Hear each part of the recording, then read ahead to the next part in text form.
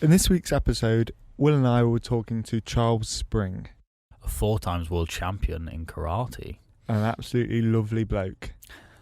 We had a great chat and we talked about Martial arts' impact on spiritual wellness, emotional wellness, occupational wellness, social wellness, community wellness, and other modalities. Yeah, we talked about his journey through martial arts, where he sees the future of it going. He started when he was 10 years old, and he's still going to this day. He's got a competition in a few weeks. Yeah, wish Charles luck, everybody.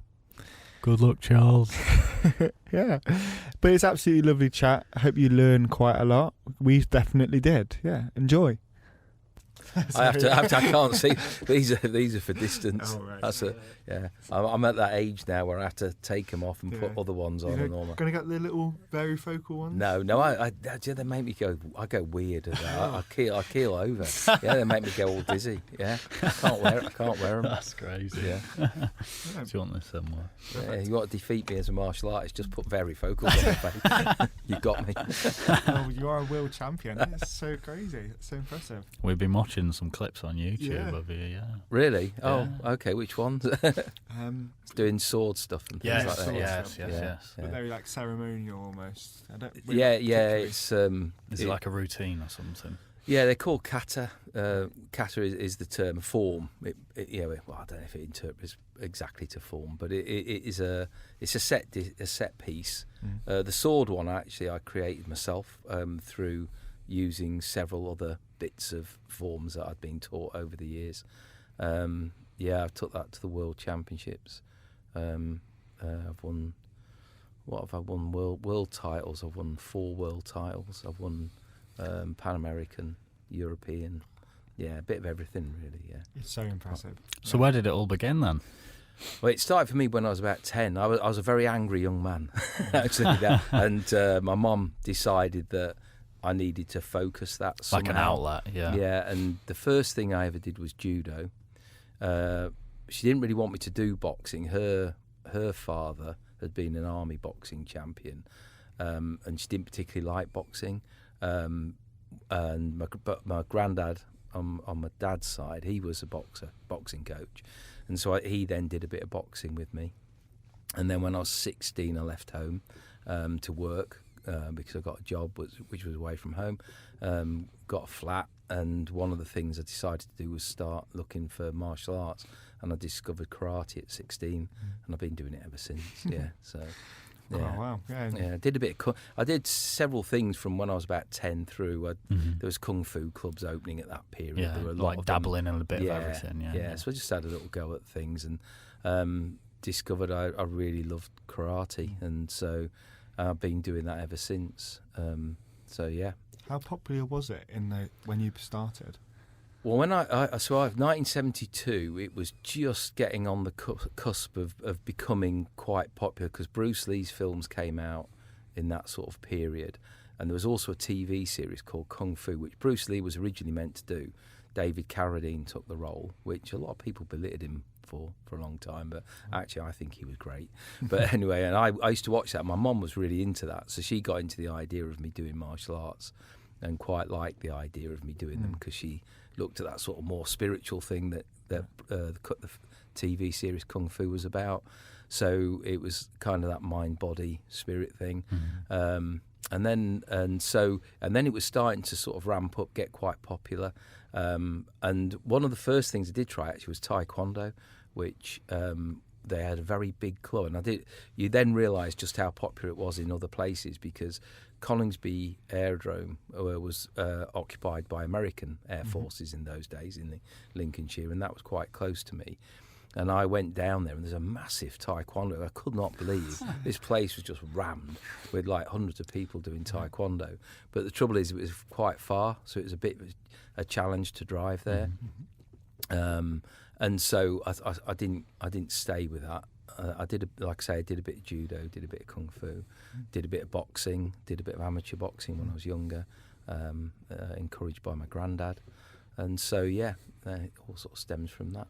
Mm-hmm. And was it as like manualised as you'd thought it'd be? Had it come over from the east and had it sort of grown roots, or was it still really in its infancy? And was it still being discovered? And was there not enough information out there quite yet? Or I think, had Bruce Lee sort of brought this wave in, and that there was an influx, or was it still really in its infancy? Because we see now that UFC has sort of taken on all these martial arts, and it's really shot off since UFC and stuff like that, with sort of Muay Thai and Jiu-Jitsu and stuff. It's interesting. It's an interesting point, really, because Jiu-Jitsu was actually over here in the early 1900s, late 1800s, early 1900s, and Judo.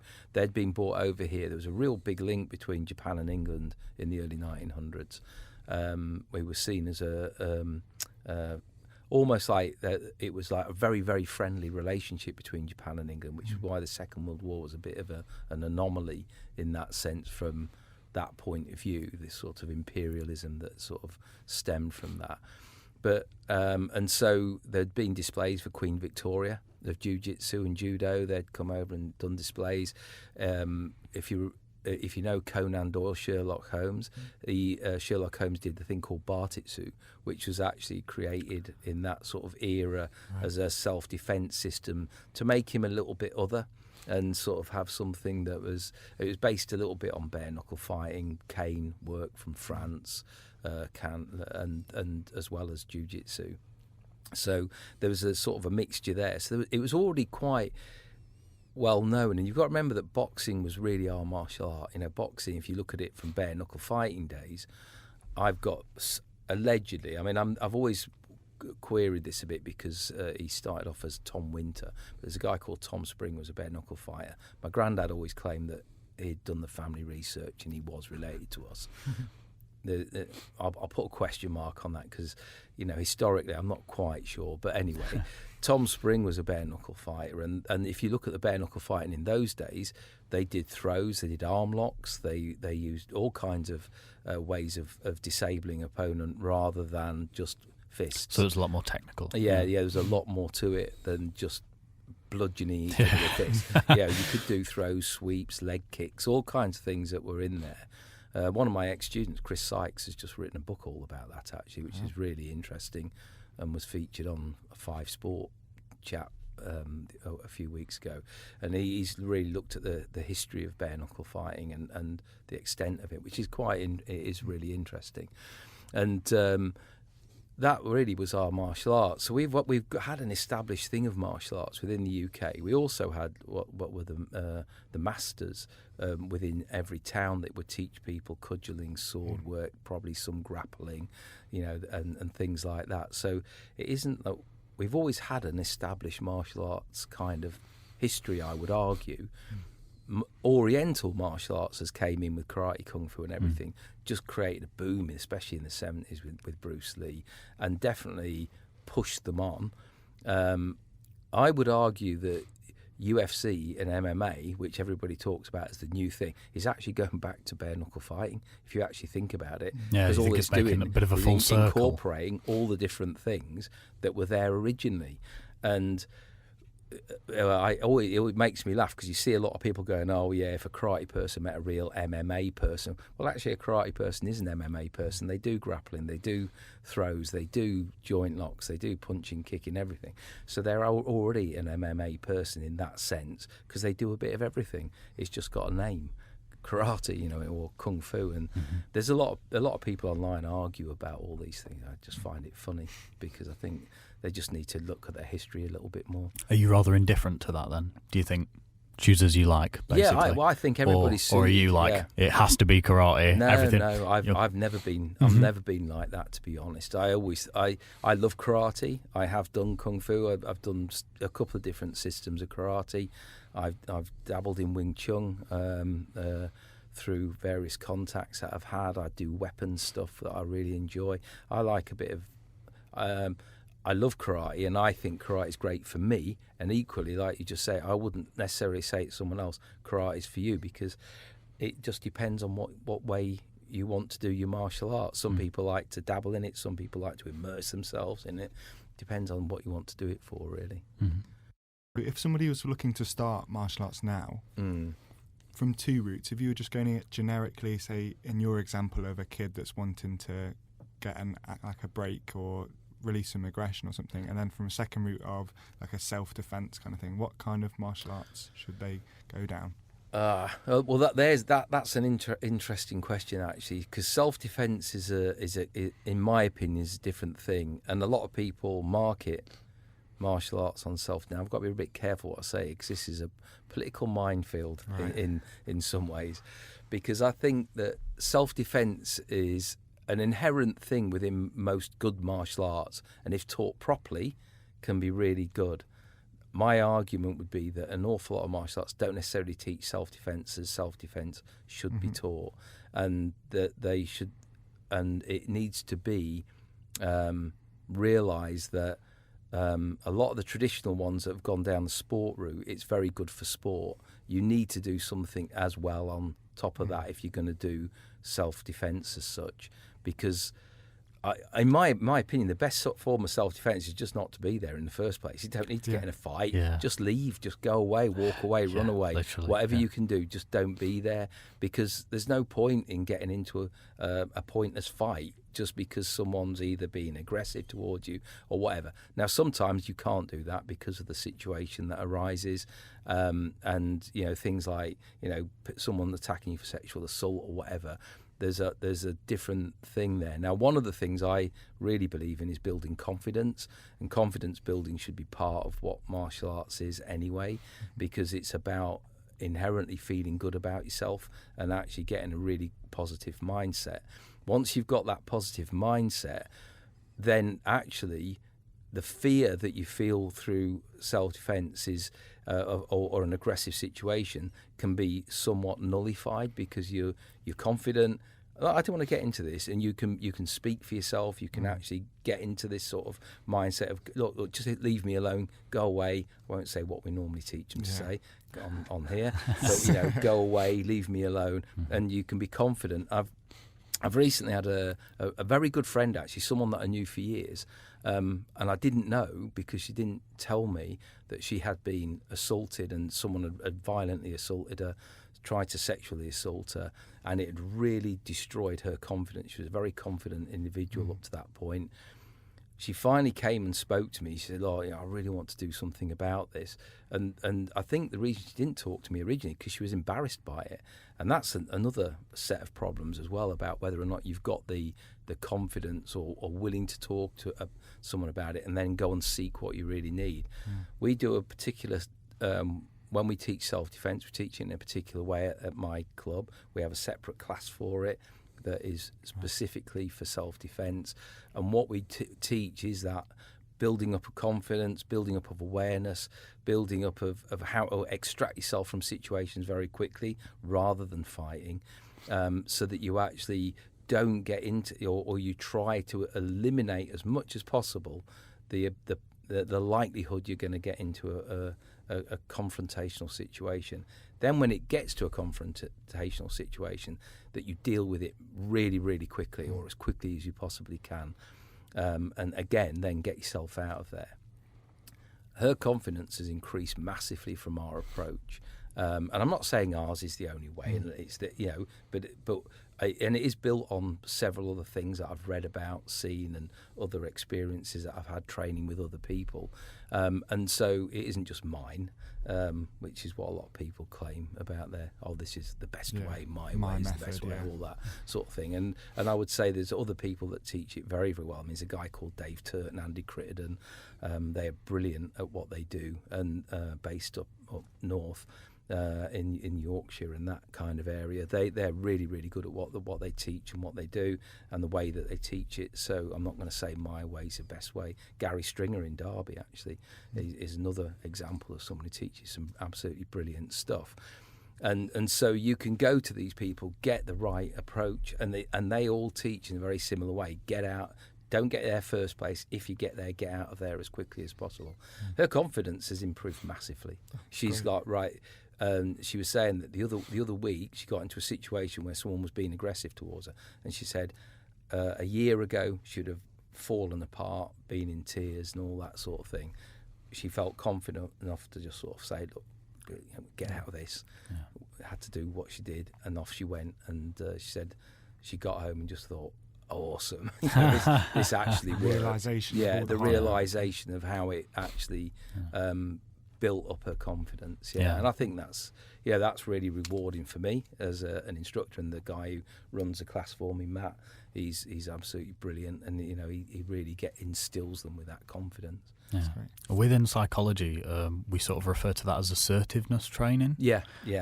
Sort of this building self-esteem, it's this confidence, sort of reducing this social anxiety sort of thing. It's sort of this. It's not, like you said, not the self-defense aspect, but this ability of that I could handle myself sort of thing, and the sort of esteem that it brings up with you is that it's not necessarily that I need to engage, but that if anything were to occur, I know that I would be in a safer spot than if I didn't know what I do know. I think it's great. And I think you can do it in several ways with martial arts. Another example is my daughter, and she's okay with me talking about this because we've been on the radio and talked about this before. That she suffered with massive anxiety problems for a long time. Had a few mental health issues, and she'd always done martial arts with me. But I just went, look, let's ramp this up. Let's put you through a bit of a mill and get you into competitions. And so I trained her to up for competitions, took her to competitions. The first time she went, the judges said, look, just calm down. They could see her shaking, visibly shaking when she got on. But she went through it, and she's then done a number of competitions since. She's been a European champion, world champion. She's completely broken down that thing. She's still got a few, still suffers a little bit with it. And actually, nervousness is part of it. I still feel nervous when I go on, even with the experiences I've had. And you still get nervous about it. I get nervous when I'm lecturing at the university, to be honest. Every time I'm going to go in, and I think if you're overconfident, that's when you often let yourself down. I think that little bit of nervousness helps. But her anxiety was almost debilitating, and it isn't anymore. She's really confident. She's a good instructor now in her own right. She's built herself up, and that's another way that martial arts can be a real good psychological buffer for a range of different things.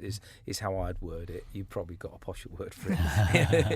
I think it works on so many different levels. I mean, I was reading a little study in preparation to this about emotional regulation, and it was in the US, a karate study, and it was a 12-week intervention of an hour sessions, and they increased emotional regulation by 12%, which is about similar to CBT, the most common therapy.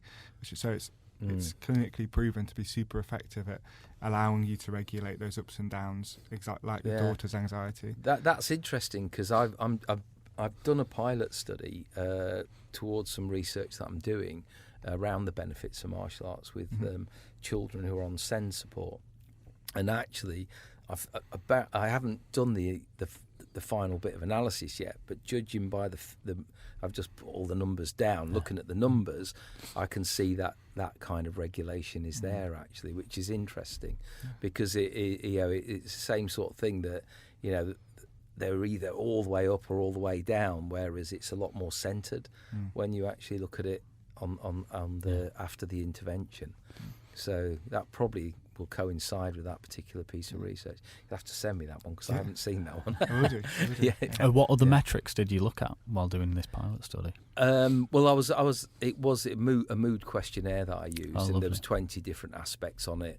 And the way I viewed it when I originally looked at it, that there's like something like about 13 negative kind of statements as I would view it, and like 7 positive. So I feel really happy, or been feeling joyful, or been feeling sad, or been feeling down in the dumps. But I don't necessarily always think everything's just positive and negative. You've got, it's like being angry. Having anger can be useful, depending on what you're using it for and where it's directed.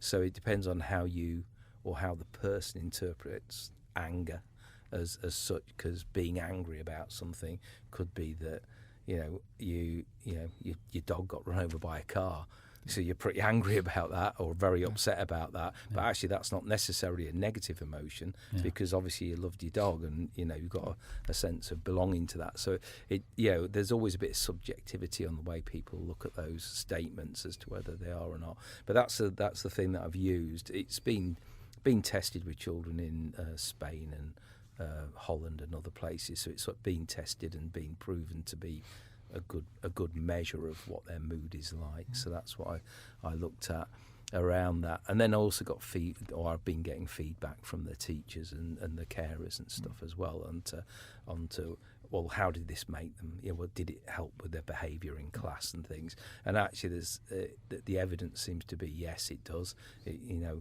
And whether it would just be martial arts or it could be another sport, it could be another physical activity, I'm not sure, because there's always that, it could be other things. So I've looked at it in that way. And then another way I did it was we're using a single case study example of, use my daughter as actually the case study during COVID on how it helped to regulate mental health during that, because that was a pretty bleak period for people. She definitely needed an outlet, so actually being able to carry on doing martial arts, because we have our own dojo, was kind of useful, because she could go in there on her own, train, practice, really get herself focused and use it as a sort of a regulation so that she didn't slip into sort of real despondency and things. What do you think it is about, specifically in your example, maybe karate, that creates all those mental benefits? I mean, I can imagine a couple of the points, but from your perspective, what have you really got out of it that's caused that? Well, from my point of view, it's helped regulate. Like I say, I was quite an angry young man, and even when I did start karate, actually, I was sort of in that age where I was getting myself into fights and things like that. That was the way. I was a scooter lad back in the sort of 80s, and the bikers and scooter lads didn't get on with each other, and all that kind of rubbish. When I look back at it now, it's kind of embarrassing, but it's just one of those things. At the time, you sort of sucked into a social group of whatever, and that my social group, that happened to be the behaviour. A bit like if I was a football supporter, maybe at that time, the football violence was very high in that period, and so that kind of era. There was a lot of that sort of stuff going on. Even towns versus towns, and I've heard it was the same round here actually, in Derbyshire at that period, that towns versus towns would still happening now. University versus university, it's all kicking off. Things like that. So that kind of behaviour, but for me it did regulate that, because my instructor said, "Look, I've heard you doing this. Do it anymore. You're not coming training." And it was like, oh gosh, I don't want to stop training. I want to keep training. So I moderated my behaviour, started realising actually these guys aren't the right guys to hang around with, and things like that. And that then led me into ending up becoming a doorman, actually, and doing door work, and then realising from the other side of the coin what that behaviour is like, and seeing it from the other side and going, oh my God, was that me? And so it was more like social things. Yeah. There was things involved, because a lot of the guys who I trained with at that time were doormen. So actually that became like my social group in that area for a bit. And then I moved down to London, and then got a very different outlook on life, because I was gone from a very small town, rural area, living into the big city, and that was a very big move for me. But that changed my outlook on life considerably. I trained with several Japanese instructors when I was there, and that made a big difference as well, because culturally that changed my mindset somewhat as well. And so I think there's various things that it did for me, which were different because of the journey I was going on at the time. A little bit of self-discovery while I was down in London, discovered, nightclubs. Realised I loved nightclubbing.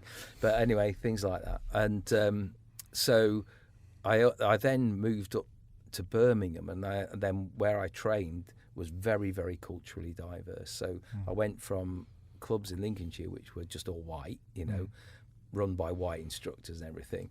I trained down in London, where I trained with multicultural clubs but run by Japanese senseis, and I went to Birmingham, where my sensei was Afro-Caribbean. He was he'd been brought up. He'd gone through a lot of racism where he'd been brought up in Birmingham because he'd been a black face in a very white area of Birmingham originally. So he had encountered a lot of racism, and so it was quite an interesting cultural shift for me, realising that we created a real brotherhood within the martial arts, a real sort of connectivity. I mean, at his funeral, the diverse range of people that were at his funeral was just amazing, and it got me into a very, very different way of thinking. I saw people as martial artists. The same with females, actually. When I first started, the only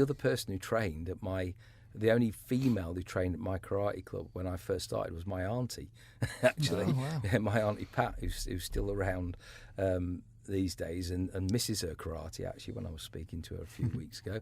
But she was the only female that trained at that club. When I went down to London, even sort of mid-80s, there were some females, but they were very minimal, to be fair. But in Birmingham, what was interesting, when I trained in Birmingham, we had a club at one time that was 50% female. That's and great. that was sort of in the late 80s, which was very unusual at that time. So not just from a gender perspective, it was a race perspective, but from a gender perspective. But all we ever saw everybody as at that time was martial artists. You were a martial artist. You were a karateka. You were whatever you were. It wasn't whether you were black, white, Chinese, female, whatever. It doesn't matter. You were a karateka, and I see that at competition circuits all the time, where there is no bias around gender, race, ethnicity within competitions. Even now, there's none of the problems you get in a lot of other sports where you get racism. You still get gender. I mean, football is still really bad from gender stereotyping point of view. It's improved a lot, but actually, if you look at martial arts, it's amazing that my wife would argue with me on this a little bit, that she's come across a bit of misogyny, well, quite a bit of misogyny in some groups. But I would argue that from the groups that I've been involved in, I've seen far less of that than you'd see in other areas. And that's one of the things that I really think has been a benefit to me. Some of my classes have actually got more females than males in now. There's a lot of girls are realising that they can do martial arts, and they can do very, very well at it. One of our best fighters, Bella, she's 13, 14, she's awesome. Wow. Awesome fighter, really good fighter. Has been doing very well at competitions and stuff, but she's not the exception. She's like part of the rule within the club. Everybody fights, and we don't go, oh, girls fight girls, boys fight boys. It's you fight everybody. And so, Has that kind of viewpoint stemmed your belief in trying to break down barriers to make martial arts more inclusive? Yeah, absolutely. I mean, I really believe it can be for everybody. Everybody can have a go at martial arts. And when I got involved with breaking down barriers right in the early 2000s, at that time, if I had someone come to my club, I might have been a little bit challenged about how to include them. Getting involved with a guy called Dave Lee, who ran the Disability Martial Arts Association, and breaking down barriers up from Terry. I can't remember Terry's second name now, but he'd picked it up and he'd sort of started running with it, and I ran the first ever workshop he did on that. I ran at Buxton as part of my martial arts thing, and then we started doing them around the country. And we've done them in Essex. We've done them all over the place. We've had about over 2,000 kids go through breaking down barriers events, and we've had so many great case studies of people who have done really, really well within that. People who are in wheelchairs, who have got limited limb use and what have you, but have still we've managed to create an opportunity for them to be involved. I still see one of them. He comes to all the different martial arts shows, and we actually raised funds for him to get a specific wheelchair so he could get on the mats and things like that. So we tried to sort of do a range of different things to include people, it's it's probably one of the most rewarding things I've done. You see, I've used this example in a paper that I'm doing for a conference at the moment. I had a girl that came, and it was actually one of the ones we did in Buxton, and she started chatting to me. This girl did, and I was telling her about what she needed to do and all this kind of thing. Never thought anything of it, demonstrating stuff to her, and her teacher was stood behind her and almost in tears, and I'm like, what's going on? She'd never spoken to a man before. They'd never seen her speak to any male person within the school, but because I was teaching her this stuff, she spoke to me, and apparently that then led to her sort of going on, and she ended up going and joining a club and all this kind of thing. And it's just like, that kind of thing. Now, it might have happened in something else. I'm not saying it's only because it was martial arts, because that would just be ridiculous, because it wouldn't be. But it was that moment, that opportunity that came from that. And that's why I really believe that, if you're breaking down barriers in anything, if you're trying to remove all those barriers that are stopping inclusivity being able to occur, I think if you can get rid of all that stuff, if you can just look at it with a completely blank slate, look at someone and go, right, what can you do? Rather than, oh, you can't do this because... Focusing on the strengths. Yeah, it's what can you do? How can you sort of do this? And I think that's the difference. And what we try and do is we've always looked at, well, what are you able to do then? Rather than what you can't do. And I think that's really important. So how... You talked a little bit about how you got disabled people involved. Can you talk to us a little bit about, you wrote a paper on the 7 things of why it's good for elderly people. Can you elaborate on that a little bit? Well, I was actually writing a book on that at one time, and it's sort of got unfortunately, it's never sort of come to fruition. I did start looking at that, and actually that stemmed from. So I decided to go back into competitions when I was in my 50s. So it was 2015, so I'd have been 53. And I thought, I'm going to be a bit of an exception here. No, I'm not. It was my categories were often the biggest categories in the competitions. Wow. And I'm like, is this just because we've all grown up with martial arts from the 1970s and we were all still old stagers just wanting to go on? And in conversation with a lot of the guys, it was people starting late in life. And I said, well, how did you get involved? And then realised that for them there seemed to be a lot of barriers that were actually in place for older people. People going, oh, you can't do that, you won't be flexible enough, or you can't do that because you won't be able to do this. You've got to obviously watch your heart, you've got to do... And there's all these little barriers that were put in place. So I actually then started trying to look at the positives and what would be the reason why it would be good for you later in life. And then coincidentally, I had a guy come to me who was in his mid-60s, he'd just retired and he wanted to try something new. And I went, let's go for it. And so I used him as a sort of thinking, well, okay, how's this helped him? And then after several months talking to him, he was going, my balance is so much better.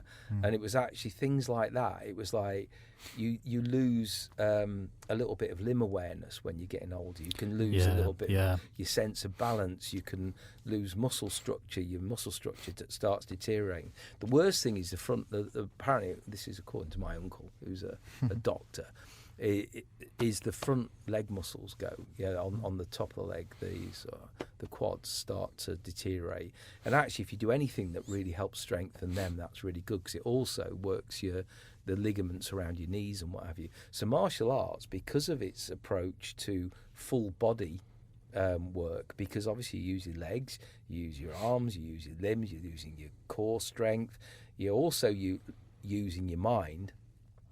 And he was really challenged initially on things like forms. Learning a form was really, really hard for him.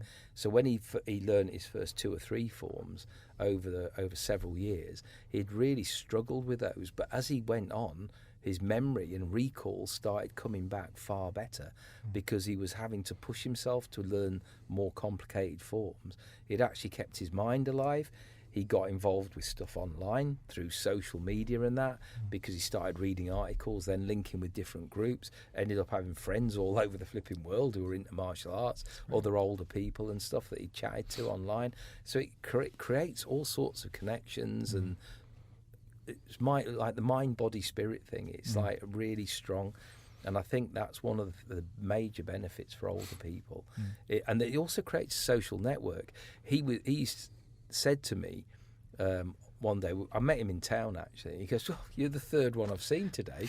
And I went, "Oh, what do you mean?" He went, "Oh," he said, "Well, normally when I used to come into town, I never knew anybody. But," he says, "through the club, I met 3 people today from the club, and it created a social experience for him. And these were like everything from like a 10-year-old girl to a man of not similar age, but getting similar age, and so that's a different kind of social thing as well. So it means that because he was also engaging with younger people, he got that uplift from that engagement with younger people as well. And I think that there's a lot to be said for it. That if you've got a very inclusive martial arts club, and when he was training with me. My youngest student was 5, and my oldest was when he finally stopped coming. He was 75. So from 5 to 75, wow. It's a huge age range, and I think that's the other thing about it is it does suit people of all different age ranges. And I think that world network as well actually is an interesting one because I've got friends in most places around the world. I've got someone who I socialise with through social media, which some people would say is a bit arbitrary, but and also not necessarily always the best way of communicating. But from a worldwide perspective, if you use it correctly, it's kind of quite good. So I've got friends in Guatemala, Brazil, Mexico, America, Canada, Finland, Germany, France, Holland. Because you've got that common interest. Thailand, China, Japan. People from all over the world who I socialise with and communicate with. Some of them on a quite regular basis through things that we do or want to discuss or whatever. So it's actually a very big social network as well. Well, there's so many good points that you've brought up, and I think the first one that you mentioned was about the balance in the elderly. Yeah. And I think there's a longevity doctor called Dr. Peter Attia, and he talks about how like one bad fall in a population at over the age of like 65, that this one bad fall, it can be the thing that really knocks on, and that you could have one bad trip in outside the shops. You could be in Tesco's and fall over as someone over 65, and unfortunately their lifespan shortens rapidly, and that I think it was 42% of elderly people who have a fall unfortunately pass away within 5 weeks because it's so detrimental. And because they're almost brittle at this point, and so the fact that it increases balance, it's increasing this core strength, it's strengthening these thigh muscles in the quads and stuff. It's fantastic because obviously that's going to help so many people, and I think that's such a brilliant point. I honestly believe it's a very all-round kind of physicality that you need. And I mean, one of the things when Mick, which was this guy, when he went for his black belt, and I had a group of guys coming to watch, because I don't like to award black belts without having other people go, yeah, I agree with you that guy would. And he had to make karate his own, and that's one of the things that even the founder of modern karate said, Funakoshi, because obviously karate stems back to Okinawan Tei, which is a slightly different thing in some senses, although the root of modern karate is that. But Funakoshi said you have to make karate your own. And I agree with that philosophy. I like that philosophy about it isn't exactly the same for everybody. And that's why another reason why I argue with MMA guys, because actually if you do karate properly, it will be different. My karate will be different from someone else's karate and what have you, because you make it your own, you make it work for you. And that's what you have to do. And obviously Mick couldn't do box splits, he couldn't do full splits, he couldn't do head kicks, at 70 odd, he couldn't do head kicks, but he could kick, and he could kick well, and he could kick very strongly, and he had to adapt the way he moved and all those sort of things. But learning those adaptations, creating those adaptations is then enables you to create your better sense of balance, create your better an ability to fall.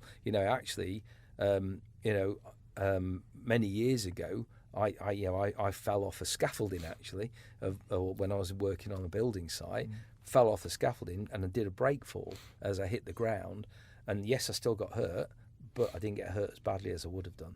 And actually, though, that kind of ability to be able to do a break fall or to fall properly, to understand, oh, I'm going to hit the ground, tuck my head in, all those little safety things can make a massive difference to how badly injured you get. And I think it's it's an interesting fact. I didn't know that thing about the sort of so much shortening of life of having a fall. There's definitely, I mean, there's a growing elderly population and a growing inactive population in the country, or there was. I'm actually not sure if that's starting to shrink again now. From what I was reading I was reading a global wellness report the other day, actually, because from a wellness and well-being perspective, actually maintaining any kind of social, physical activity and is seen as a real major enhancement to the quality of your life. And from a global wellness summit report, they were saying that physical activity is increasing in certain sectors of the population, which is good because it had been decreasing. So I think that that's another argument for something like martial arts, because actually it's something you can continue to do. And as I was evidencing in those competitions, I went off, I became veterans world champion, but I did actually become the open world champion as well. So taking everybody from 17 upwards on and becoming a world champion at what was I then, 58 years old, which isn't, which is not a bad thing, but it also shows that even as an elder athlete, you can still compete in some areas very effectively. So if someone likes the idea of competition, there's so many veterans competitions you can do as an older person. You don't have to compete against all the young bucks and the kids and stuff. You can enter in the veterans sections, and some of those competitions do it 35 to 40 upwards, or even 55 upwards and things like that. You can have different sections, so you're not competing against. Veterans used to be 35. I always think, 35. They need to move that now, because some very fit 40-year-olds. Oh, absolutely, that's my point. Oh, that's great. I feel like that's where maybe like karate and other like that kind of martial arts are maybe a bit unique in that you can train them for so long because they're quite low impact, or you can spar at low impact and practice movements rather than like contact. And also martial arts is unique for that spiritual aspect as well, alongside the physical things that other sports give you. Karate and martial arts have that added. Yeah, I think so. I mean, when you talk about impact, it's interesting that I think trained properly, karate has got quite high impact, and can be impactful. And even doing something like forms, you do a form for a minute and a half, it can be exhausting if you do it full power. However, you can relax that and build that in. I would always try and get a balance of that with people, because I think the impact and using the strength training side of it is actually kind of useful. Because it keeps those muscles strong, keeps you supple, keeps you going in that sense. And also, you have to be careful about giving people a false sense of that safety aspect of it. If you train in a certain way, then the argument would be in a intense situation such as self-defense, you would react that way because that's the way you've trained. So people would have to be aware of, we're doing this because we want to reduce the impact on you, and that's the way I would want to do that. But I think from that point of view, you can carry on training till you're old. You've got masters in places like Japan and China who are very elderly who train. When I was in China, I went and did Tai Chi in a park, because that's a big thing. Everybody gathers in the morning doing a bit of Tai Chi. And I was training with this in this park, and this old lady, must have been 90 odd, was training, and then they kind of finished. And the guy who was with me said, "Oh, you want to watch this lady? She's very good." And then she started teaching self-defense from a Tai Chi point of view to some of the other people in the park. Wow. She's flipping awesome. She was like, so cool. I was like, "How old?" And she was teaching them sort of arm locks, wrist locks, all kinds of things, And I was like, wow. It's so impressive. Yeah. Sort of like, but she was seen as one of the that apparently she was held in quite a lot of reverence by a lot of people in this particular area. We're in a city called Tianjin at the time, and I was like, wow, that's really cool. But and I'd never really thought of it from a self-defense point of view. But then when I went back to the university where I was studying at there, Professor May, who was the guy who was mainly looking after me there, he then said, "Oh yeah, we do it for self-defense here all the time." And then he showed me a whole load of stuff, and it was. Wow. I was like, I didn't realise Tai Chi could be done for that. But then since then, subsequently, I've got people that I know over here, and actually one of my ex-students, Robert Agar Hutton, he actually teaches it from that kind of point of view as well. So yeah, I guess we've always we're quite removed from the martial arts kind of sphere, so I always kind of imagined it as more of like a mindfulness. Yeah, well, it is. It can be, yes, but it actually has got application as well, which a lot of, I think a lot of people who train it don't even realise, because it has been brought over and used in that kind of more spiritual manner rather than the martial manner that it's applicable to. And like I say, this lady, if anybody ever tried to mug her, they would have been really in for a shock, because she was very, very capable, and it wasn't like she was being tested. People were testing her while they were training with her, because obviously they wanted to know that it worked, and yes, it worked. I'm trying to imagine in this Chinese park, we were trying to rob this old woman's purse. Yeah. Oh, that sounds great, wonderful. What I was interested in was some of the more discipline, mental toughness, sort of lowering stress aspects, because I go to the gym quite often and do resistance training, and I get into quite a meditative state while I'm doing it. I'm so hyper focused on like moving the weight or doing the exercise or whatever, and these mobility movements and stuff, and I'm so in this zone or this flow state while I'm doing it, and it sort of clears my mind. I sort of block everything out, and I'm just so focused on doing these movements and just so engaged with it. And then I come out of it, and you sort of get this runner's high, is what it's called typically. Obviously, I'm not running, but from resistance training, you sort of get this high, this clarity of mind sort of thing, and I feel that there's less stress. I feel more present and stuff, and I wondered if that sort of overlaps with martial arts. Oh, absolutely.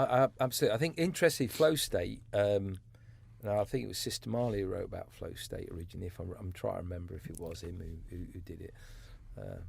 Might be misquoting there, but there's I think he's Croatian or Polish guy that also made like a flow state model as well. Yeah, he's got a really funky last name. I can't pronounce it. Yeah, well, that's what I think. I just tried to, but I don't think I did. But it's there was a lot of work done in, I think it was climbing, that was originally written about the idea that you get into, because in climbing you've got to be present, especially if you're free climbing. You've got to really understand where you're going and what you're doing, and it was attached to that a bit. And then I did look at it at one time. And one of my students did an independent study on looking at whether or not you could compare the idea of flow state within martial arts and whether you get into that. And from a forms perspective, when you're doing a form, if you're really immersed in it, you could argue yes. And also from sparring, because when you're sparring, you've got to be really aware, and you actually, and I've always said that you get very, very connected with someone when you fight them, because especially in a martial arts sense, because you're not there to absolutely destroy each other. The idea is you're learning from each other. So it's like a bit of a dance or like a play or something. Yeah, I've got to be careful how I word that, because other martial artists might go, you can't say it because it's not dancing. But it's like, the idea is that you're there and they're trying to hit you, they are trying to punch you, they are trying to make contact with you, they are trying to win that point or whatever. But you are very connected to that person at that time. There's nothing else matters. You can't think about, you're obviously aware of your environment that you're moving around in. And in a competition, it'll be the area you're in. It might be a ring or whatever. So you're aware of that area, and obviously the referee. But you are so connected to that person at that moment. And there was some research done in Australia that actually indicated that before the person's actually thrown the technique, most really high-level fighters are already blocking what's coming before it's even a bit moved. like chess, then. Because you actually, just by the person's body movement, their position, you know, well, the only things they're able to throw at me are that and that and that, and I reckon it's going to be that. And you're already predicting what's coming. And so you've got to be sort of immersed in that moment. And so you could argue, when you look at the sort of definition around flow and that you are in that kind of state. And I think that's because you do have to be so present. And you do come out when you've done a really, really good session. You will come out on a massive high, which is why it's always good to meditate afterwards.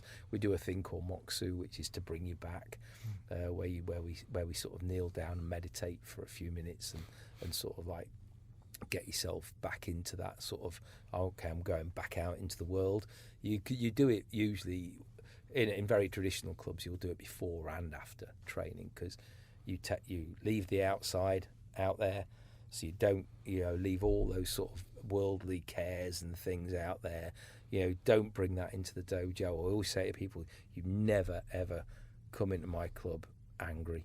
Okay, you will leave that out there. If you had a really bad day, you can vent, you can do things in here that will help you vent that, but don't bring that in and make it personal with anybody else in the dojo.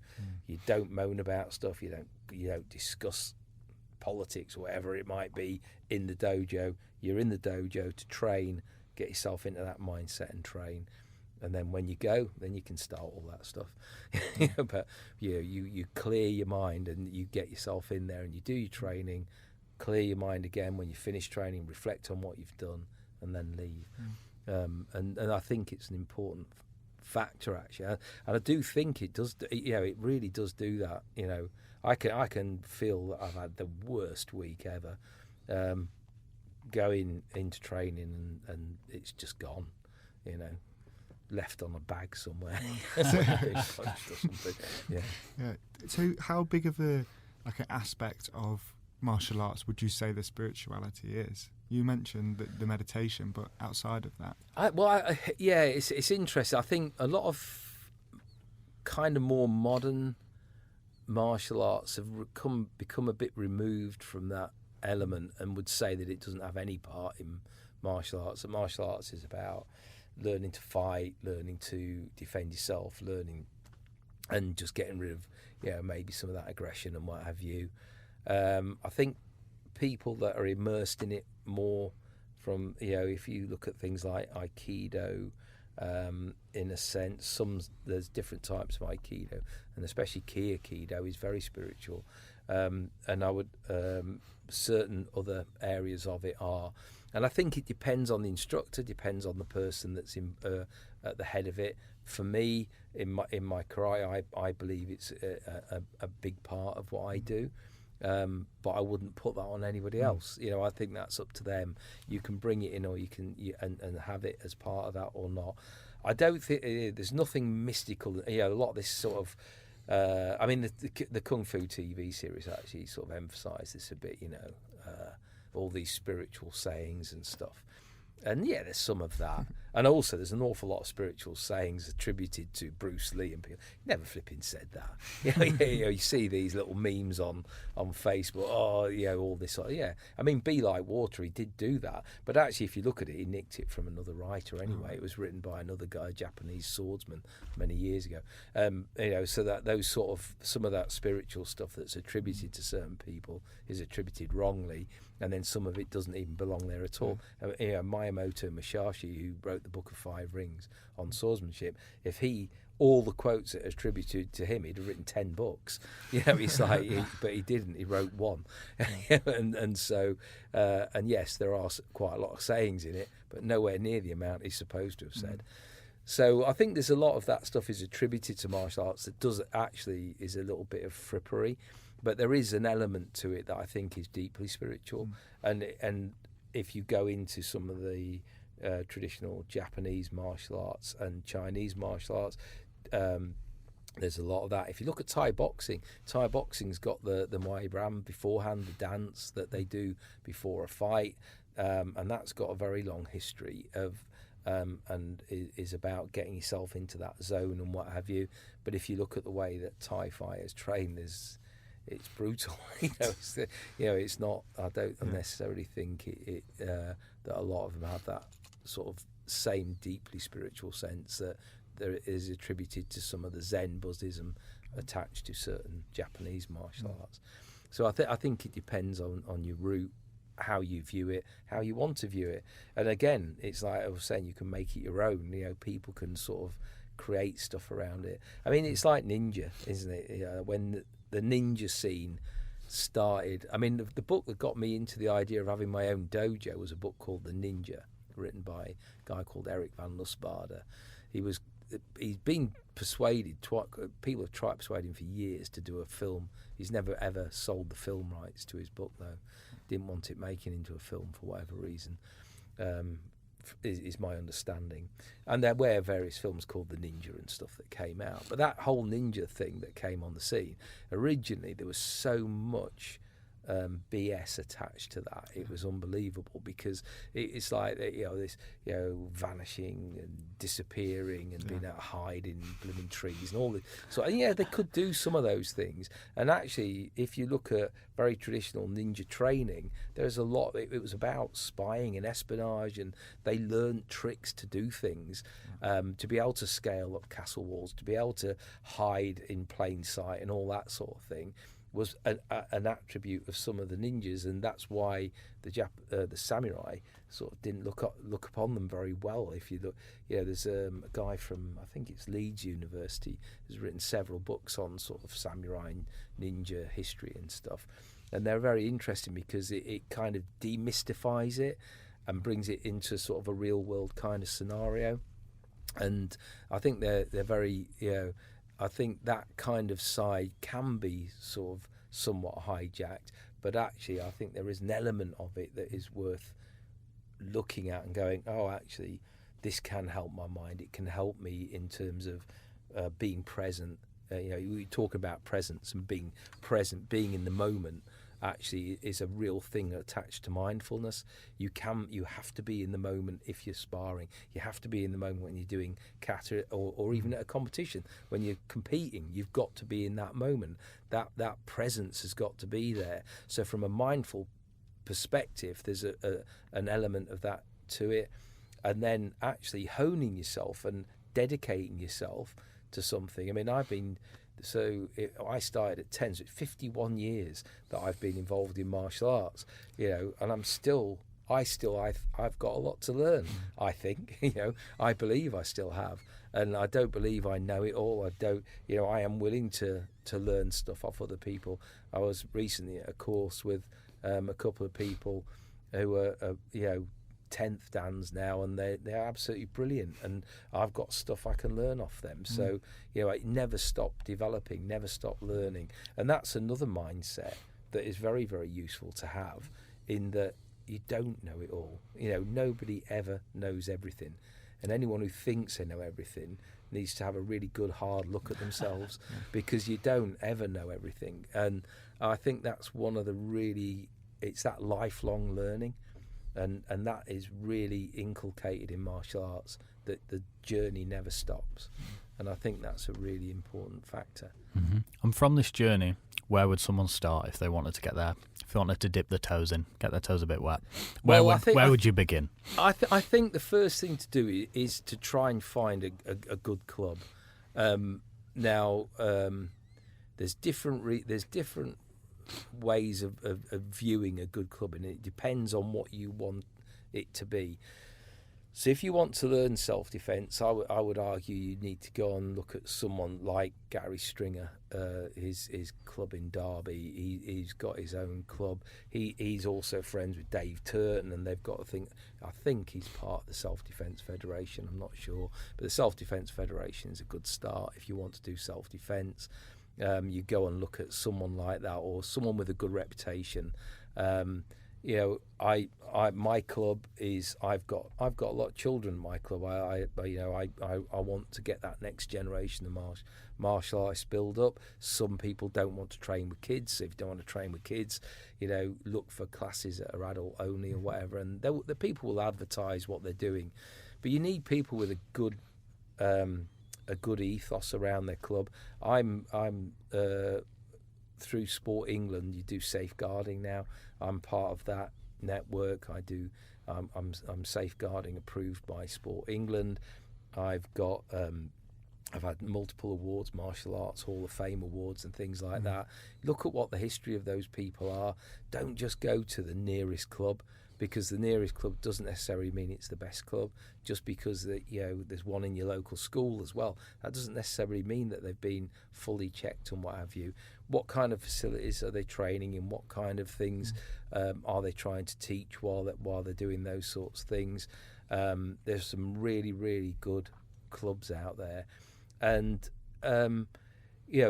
the other one that I don't like is from my point of view, are people that don't socialise with others. I'm willing to let anybody come and train at my club anytime. Anyone from another club can come along and train at my club. I don't care. You can come and join in. You can take part. I am not exclusive. I'm just doing. It's only for people from me. It's only from my club. Do they go out and compete? Do they go out and engage with others? Do they go and do seminars? Are they willing to put themselves in front of others to be seen? Because I've been and taught at multidiscipline seminars. I'm willing to stand there and teach my stuff in front of other people, because I'm not frightened that they're going to go, oh, that's rubbish. Because I in my heart of hearts, I don't believe it is, and so I'm willing to be tested. And that's the same with coming to university, isn't it? Really, you're willing to put your education in front of other people and go, this is what I think. I've done my thesis. Mark that for me and tell me, have I understood things properly? And you're willing to do that, and that's what people should be willing to do in martial arts. Willing to put myself out there. Yeah. So was that how you were kind of wanting to introduce it within university? Yeah, I mean, I wanted to. My one of the things I really believe in is professionalism. I believe in professionalism in everything you do. I've been I was at the sort of forefront of doing that through the Institute of Martial Arts and Sciences as the education officer, and I wanted to sort of put that into the university context and do a degree with the idea of trying to bring people together from different martial arts disciplines. And actually it worked in a small way, but I think a lot of people within the martial arts just weren't really ready for it or wanting to go to university and study it in that way. And so I may miss sort of interpreted what people would like to do in that sense, because from my point of view, a good professional would study higher education of some description, and they would then put that out there and say, look, I've done a degree, I've done a foundation degree, whatever it might be, and that builds you up in, say, something like the Chartered Institute for the Management of Sport and Physical Activity.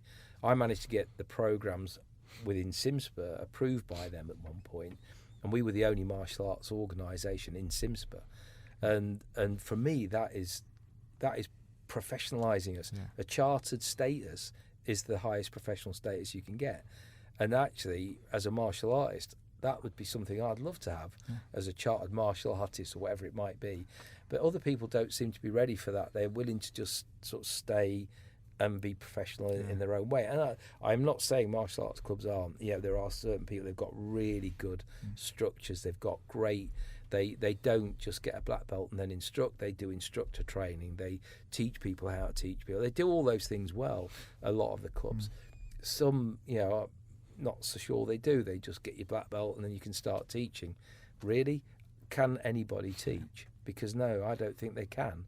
There's a really stupid old saying, those that do and those that can't teach. Absolutely ridiculous saying. Whoever invented that saying needs shooting, because it's just like a ridiculous thing to say.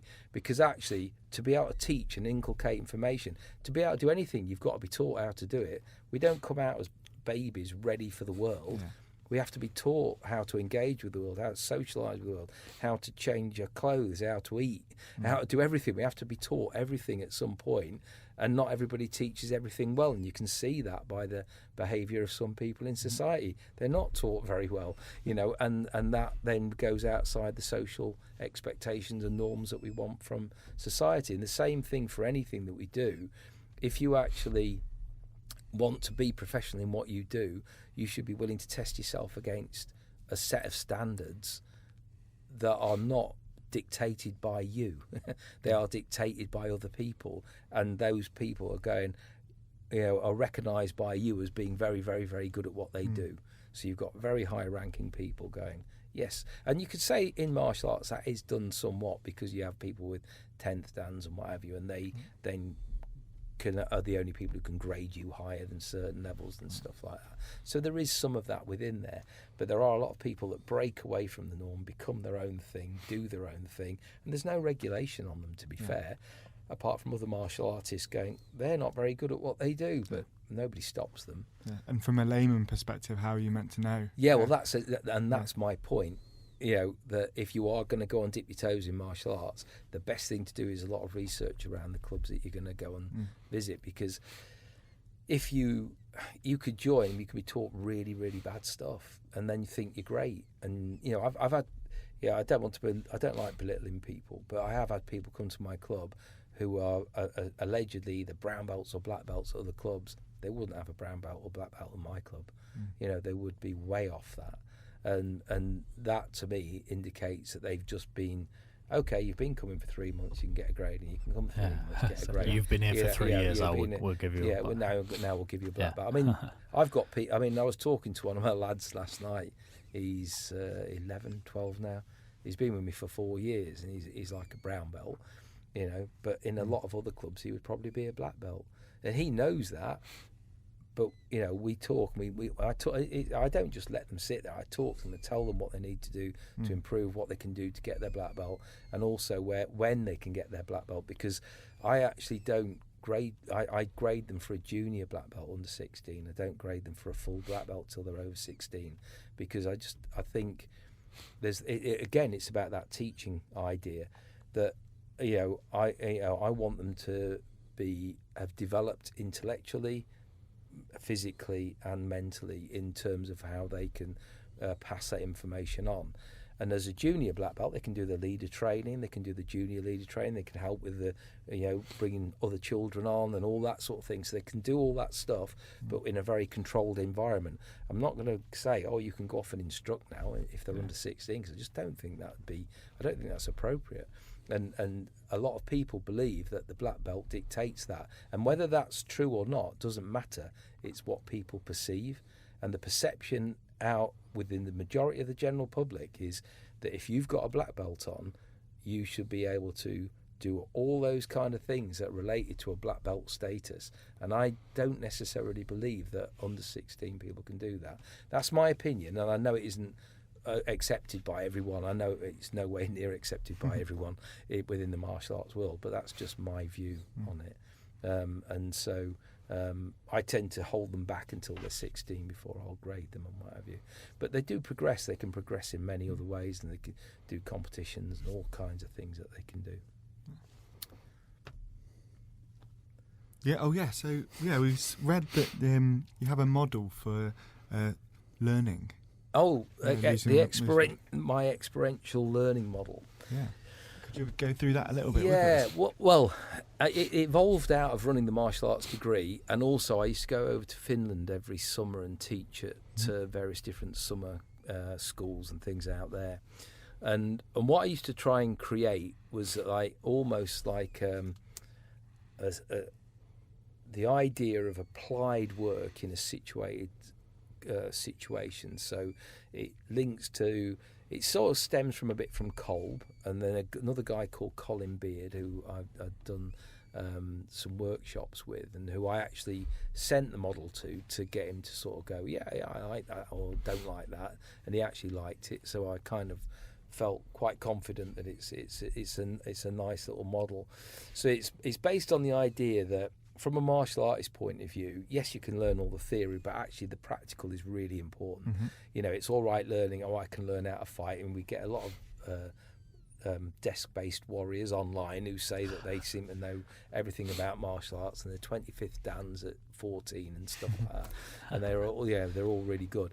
But the thing is, actually applied practice is really important. So you learn the theory in the classroom, you go and do that in an applied way.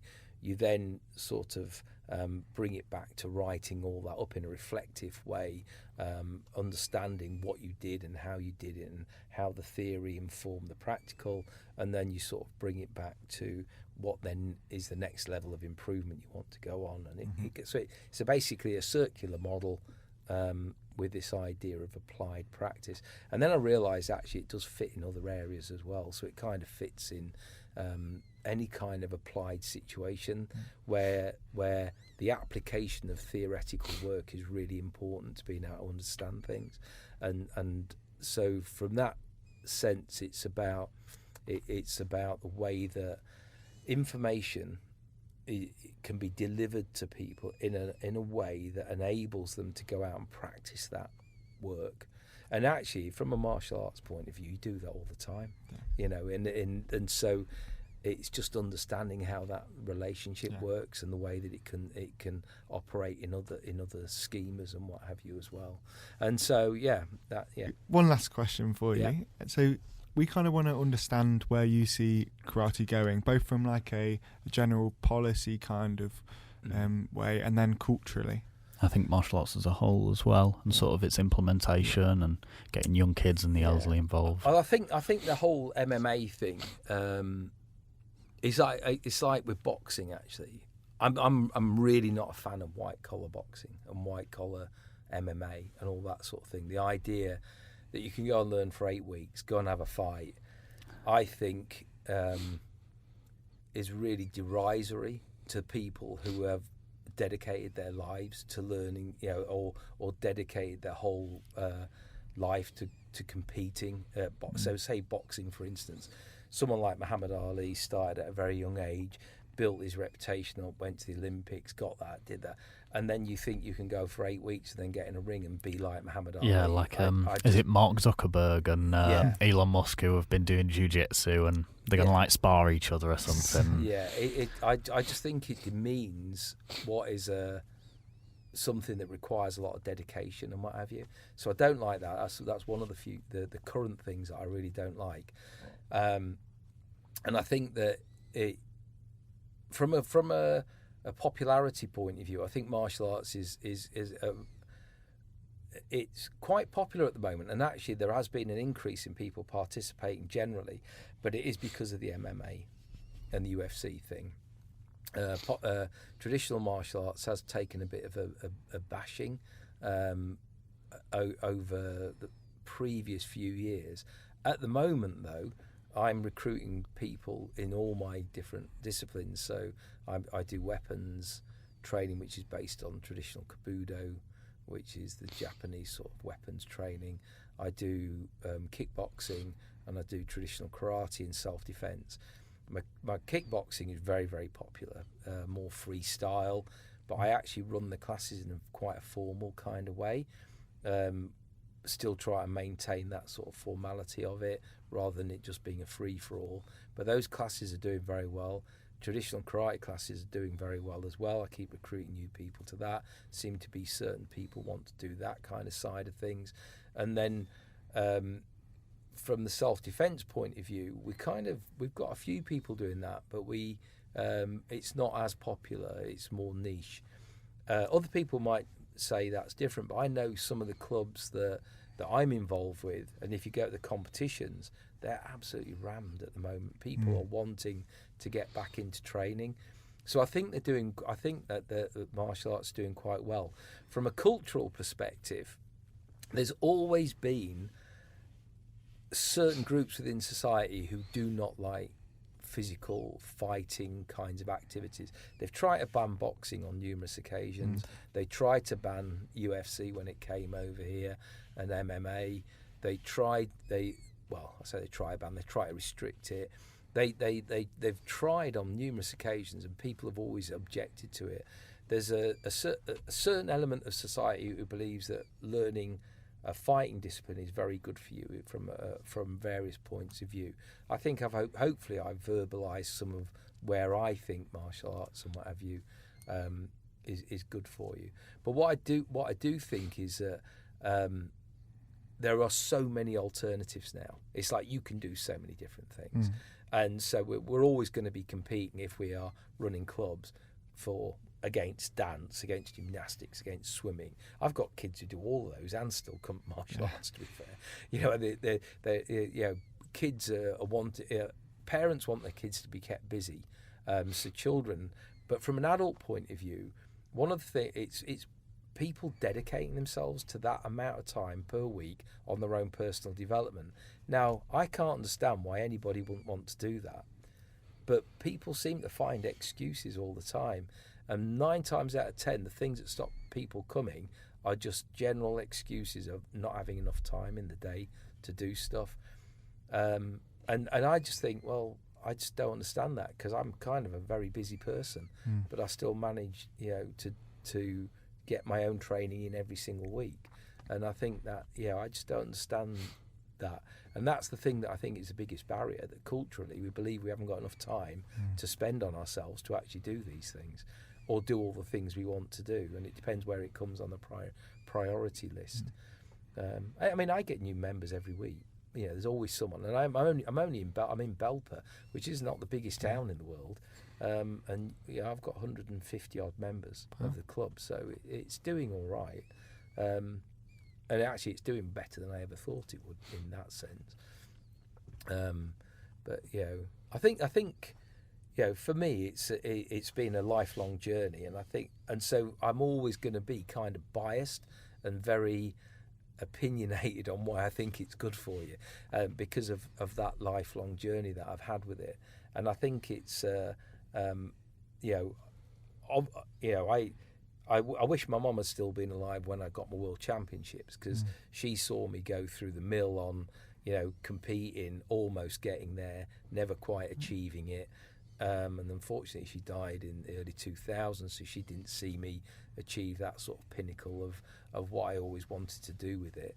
And so there's that part of it, which is I've done that now. I had retired from competition. I've actually got to put myself in for one in a couple of weeks' time. Good luck. I allegedly was retired. My daughter's still, oh God, he's done it. It's never going to stop. But it's one of those things. I sort of got the itch. I'm just going to have to go and have another go.